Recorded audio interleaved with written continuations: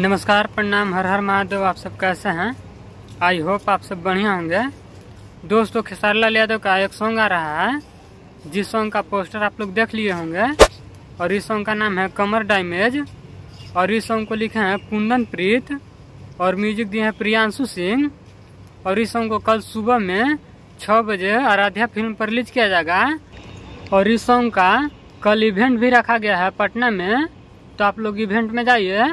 और एक बात और, अगर आप लोगों को टीम से कांटेक्ट होगा तभी जाइएगा इवेंट में, नहीं तो आप लोगों को एंट्री नहीं दिया जाएगा। तो आप लोगों को कांटेक्ट होगा टीम से तभी जाइएगा इवेंट में, तो आप लोगों को एंट्री मिलेगा। और कल सुबह में 6 बजे आराध्या फिल्म से आ रहा है यह सॉन्ग कमर डैमेज। तो आप लोग गर्दा उड़ा के इस सॉन्ग को सुनिएगा।